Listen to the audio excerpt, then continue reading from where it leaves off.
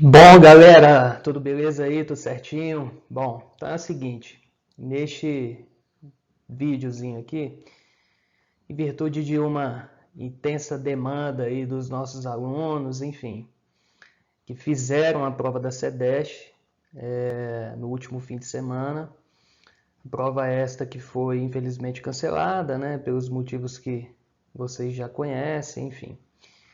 Então, muitas pessoas falaram assim, Leandro, você podia fazer aí a correção das questões da SEDESH e tal. Então é o seguinte, para esse vídeo não ficar muito longo, e outra coisa também, semana muito corrida, como sempre, né, para variar. Então eu vou fazendo alguns vídeos ao longo dessa e da próxima semana, e aí até a gente concluir aí a correção de todas as questões. Até porque provavelmente, como a prova foi cancelada, então a Bank Braille ela não vai disponibilizar aí o gabarito.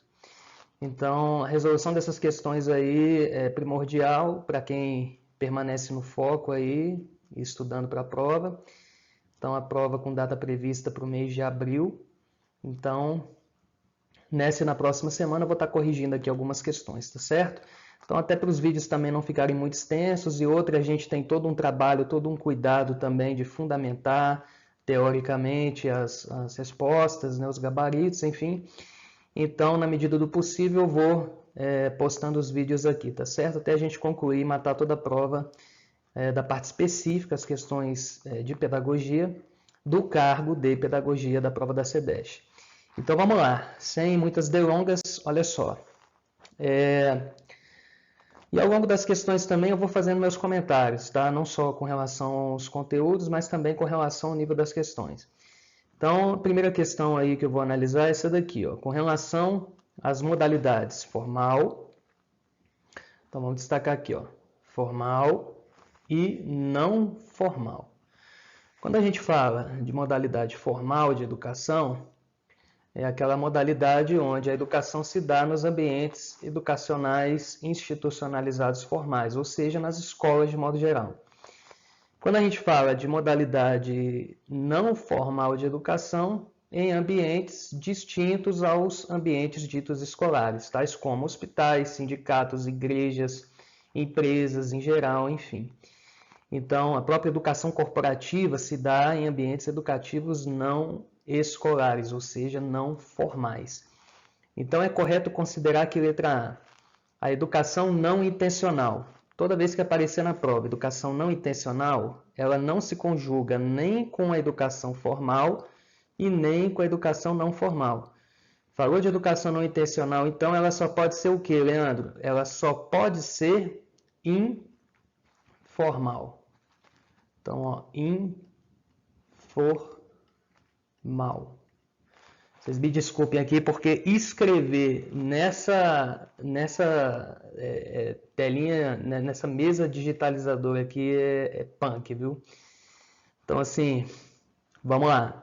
Então, educação não intencional ainda estou apanhando, tá? Estou começando a aprender aqui a mexer com essa mesa digitalizadora. É uma mesa bem simplesinha, tá certo? Que eu utilizo aqui em casa, que eu fiz uma aquisição aí, e ela, por não ser digital, então tem alguns complicadores. Fora que minha letra também, como vocês já conhecem, minha letra é linda, né? Então, olha aí, ó. A educação não intencional, então apareceu esse termo na tua prova, só pode ser a educação informal. É também denominada educação não formal ou educação paralela? Negativo. Então, não formal, nada a ver. Tanto a formal quanto a não formal, elas são intencionais, tá certo? Então, muito cuidado com isso. Letra B. A educação formal é também uma educação não intencional? Errado. A educação formal, ela só pode ser intencional, tá?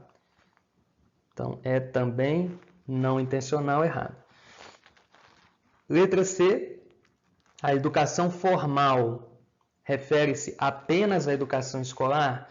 Aqui está de acordo, tá?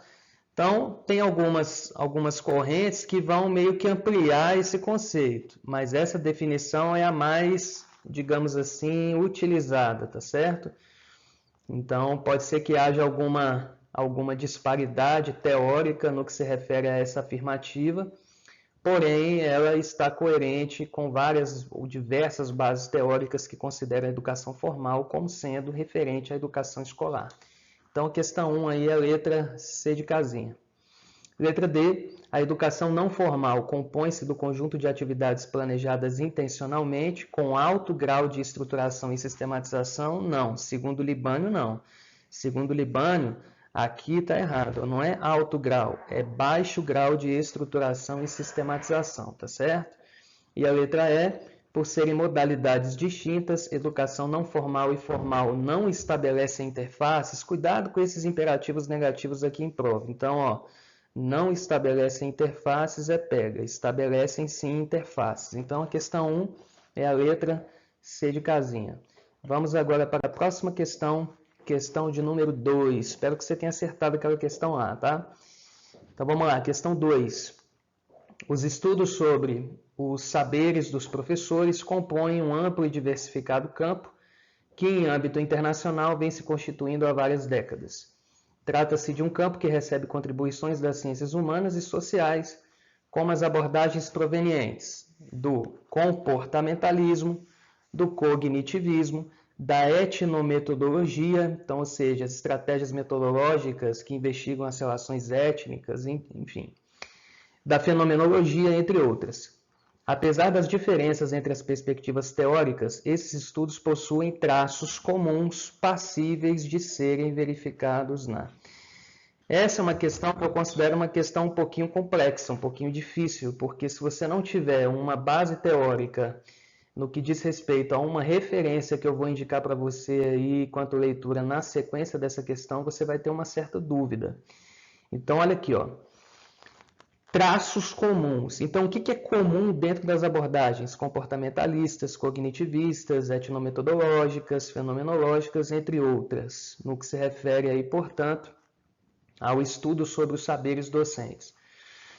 Então, é o seguinte, pessoal, quando se fala de valorização da experiência profissional, isso está de acordo com a fundamentação teórica indicada aí na questão 2, no que se refere a esses traços comuns. Então, isso é comum dentro de todas as correntes aí indicadas. Agora, reflexão crítica, não.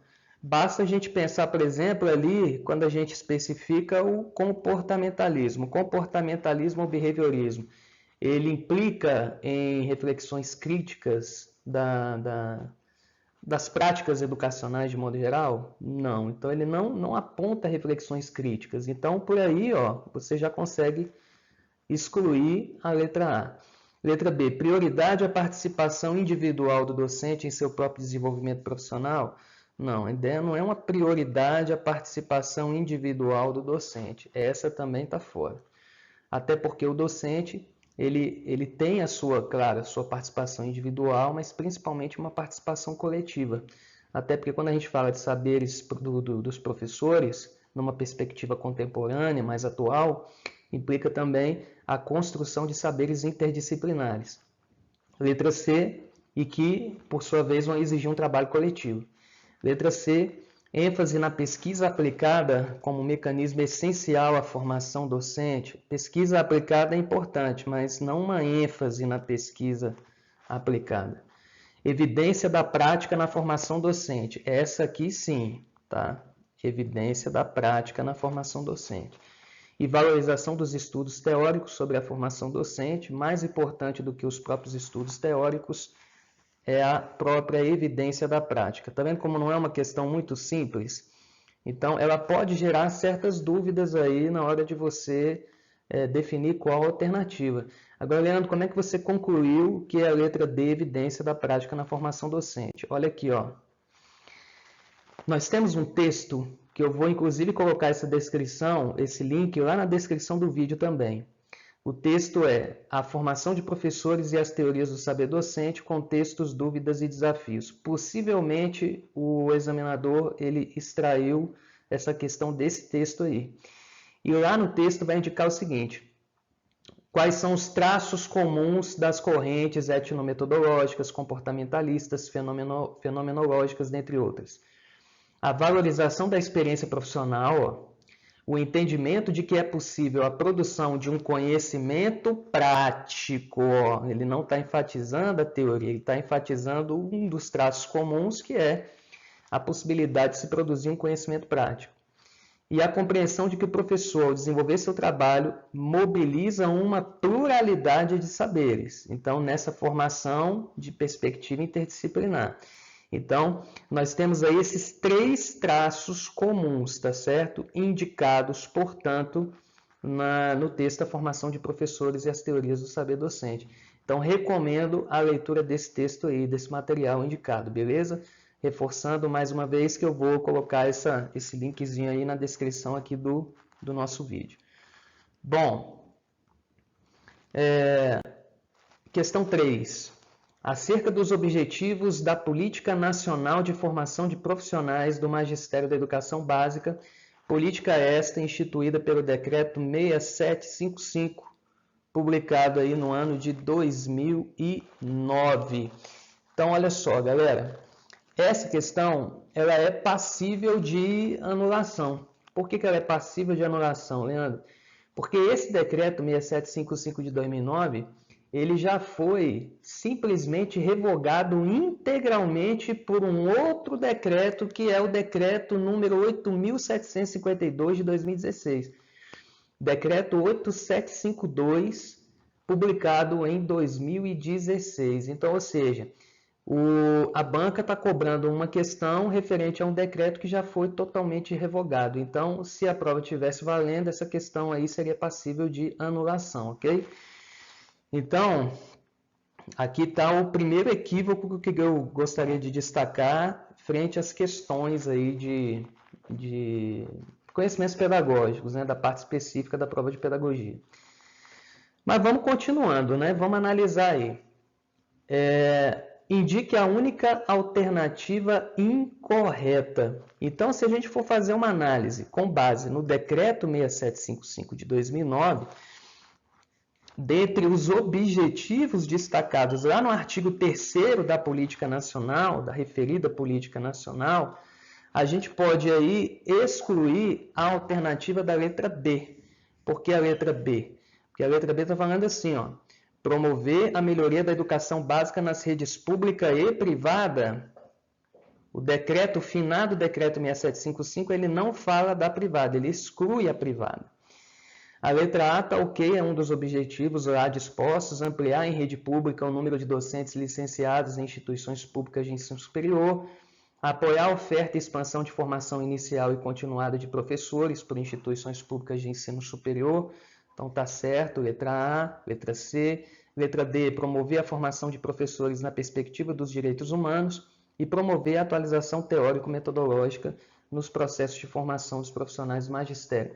Inclusive, se você fizer uma comparação entre o Decreto 6755 de 2009 e o Decreto 8752 de 2016, você vai perceber lá no artigo 3º que os objetivos são redigidos de forma diferente. E essa questão está muito claro para mim que ela merecia anulação. Por quê? Porque os objetivos que estão definidos aqui na questão estão de acordo com a redação, os que estão corretos, ou seja, letra A, C, D e E, estão de acordo com o texto empreendido pelo Decreto 6755 de 2009. Então, questão 3, pelo gabarito, letra B de bola, porém, passível de anulação. Questão 4. Considerando-se que a Constituição Federal, nossa Carta Maior, né, a Carta Magna, em seu artigo 208, parágrafo 1º, configura a educação como um direito público subjetivo, ou seja, direito de todo e qualquer cidadão. Julgue os itens a seguir e aponte a alternativa incorreta. Então, vamos que vamos. Aí, olha só, outro erro aqui, ó, outro equívoco da banca. E foi um erro, assim, infantil. Olha aqui. Aponte a alternativa incorreta. Como é que eu vou apontar uma alternativa incorreta, sendo que lá embaixo, olha só o que está aparecendo aqui. As opções de julgamento. Então, ou seja, quer dizer que das 5 opções, só tem uma errada? Então, ou seja, essa questão também seria passível de quê? De anulação em virtude do comando estar equivocado, errado. E aí você tem que fazer aí ajustes, inferências que na verdade não estão aí disponibilizadas explicitamente falando no comando da questão. Então já seria anulada, mas vamos lá. Item 1. A gratuidade da educação será exclusiva aos estudantes que não tiveram acesso à escola na idade própria, ou seja, exclusiva a estudantes da modalidade EJA. É isso mesmo? Não, errado. 2. O Estado deverá garantir atendimento ao estudante do ensino fundamental por meio de programas suplementares, como transporte e assistência à saúde. Bom, dependendo da banca, essa afirmativa aqui poderia estar incompleta, sendo julgada de forma errada. Por quê? Quando se fala de programas suplementares, esses programas suplementares não abarcam apenas o ensino fundamental, mas toda a educação básica. Mas ele não está falando apenas do ensino fundamental, sim, mas dependendo de bancas, a gente já viu esse tipo de afirmativa em prova e a banca considerou errada. Então a IBRAE já sinalizou que não precisa estar ali o texto na integralidade, né? Então ela considerou verdadeira por eliminação. Então a gente vai ver aqui pela própria eliminação, eu vou julgar essa afirmativa 2 como sendo verdadeira. Então, o Estado, o poder público, deverá garantir atendimento ao estudante do ensino fundamental por meio de programas suplementares, como transporte e assistência à saúde. Beleza. 3. Os municípios, isso aqui cai demais, atuarão prioritariamente, olha a prioridade aí, na oferta da educação infantil e do ensino fundamental. Ou seja, das duas primeiras etapas que compõem a educação básica. Essa aqui está verdadeira, certinho. 4. A autoridade competente deverá ser responsabilizada em caso de não oferta do ensino obrigatório pelo poder público, sem dúvida, não só em caso de não oferta, como também da oferta irregular. E o 5, os estudantes com deficiência devem ser atendidos em escolas específicas, especialmente organizadas para esse fim. Estudantes com deficiência devem ser atendidos em escolas específicas, não porque aí você quebra a ideia da inclusão, da educação inclusiva. E outro detalhe, a Constituição, já que a questão 4 trata dela enquanto Constituição Federal, ela não traz o termo estudantes com deficiência, mas sim portadores de deficiência. Então, o item está falso. Portanto, ficou o que aí, galera? FVV, VF. FVV, VF, letra D de danado. Para você ver as opções. A primeira é falsa. Letra B, letra D e letra E. A letra B, ela está FV, a letra D FV e a letra E FV. Tá vendo como é que a banca IBRAE considerou essa segunda aqui, afirmativa, como sendo verdadeira? Então tá aí, letra D de danado.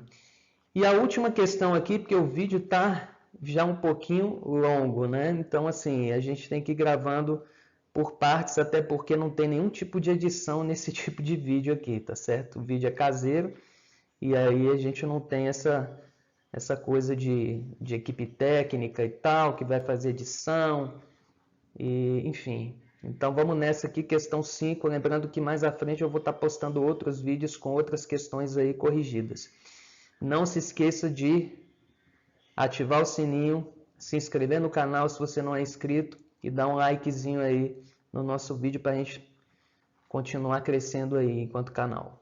Questão 5, a LDB destaca o princípio da gestão democrática, cuja implementação apenas se efetiva caso os processos decisórios ocorrem de forma participativa, envolvendo todos os segmentos da comunidade escolar na tomada de decisão e na implementação e avaliação daquilo que for decidido. Considerando-se o texto citado, marque a alternativa correta. Letra A. A gestão democrática na escola se consolida com a constituição de uma instância administrativa responsável pela tomada de decisões. Ela se consolida com a constituição de uma instância administrativa que passa a ser responsável pela tomada de decisões? Não, porque a gestão democrática é um princípio que aponta a importância, a necessidade de uma participação ativa, direta, de toda a comunidade escolar, e não de uma instância administrativa que será responsável pela tomada de decisões. Então, essa questão aí, essa letra A aí já está errada. Letra B. A gestão democrática se efetiva pela promoção de mecanismos de ampla participação da comunidade, nos processos decisórios. O que eu acabei de falar. Essa aqui, letra B. Vamos ver as outras. O principal dispositivo da gestão democrática consiste na elaboração de um instrumental de coleta de opiniões e sugestões das famílias, dos estudantes sobre o trabalho escolar. Consiste nesse instrumental de coleta de opiniões e sugestões das famílias? Não, porque quando a gente fala de comunidade, nós estamos falando de todos os segmentos envolvidos direta e indiretamente, além das famílias. D. O principal elemento constitutivo da gestão democrática é a realização das eleições diretas para os cargos de realização de eleições diretas. Aqui ficou repetido, galera. É a realização, aqui foi na hora de digitar. O principal elemento constitutivo da gestão democrática é a realização das eleições diretas para os cargos de direção. Então, deixa eu tirar isso aqui, ficou confuso. Pronto. Deixa eu tirar direito isso aqui, né? Assim, pronto. Então, o principal elemento constitutivo da gestão democrática é a realização das eleições diretas para os cargos. Tem que tirar isso aqui também. Prova anulada, a gente tem até que digitar também. A gente tem que se virar de todo modo, porque a gente acaba recebendo aí dos alunos que fizeram as fotos, mas aí a gente tem que estar digitando. Então, passou batido isso aqui, desculpem. Então, voltando, o principal elemento constitutivo da gestão democrática é a realização das eleições diretas para os cargos de direção da unidade escolar, em que o conselho escolhe aquele que assumirá o cargo. É o conselho que assume? Não. O conselho que define? Não. Letra E. Um dos elementos constitutivos da gestão democrática é a realização de ações previamente definidas e acompanhadas pela coordenação da unidade escolar. Coordenação acompanha, beleza. Agora, ela que define, nananina. Então, questão 5, letra B de bola. Então, já diminuindo um pouquinho aí a ansiedade e as expectativas de vocês com relação ao gabarito das questões da prova da CEDESC, e já começa aí com essas 5 primeiras questões, tá certo? Tamo junto, grande abraço, fique com Deus, espero que você tenha gabaritado essas questões aí. Até a próxima.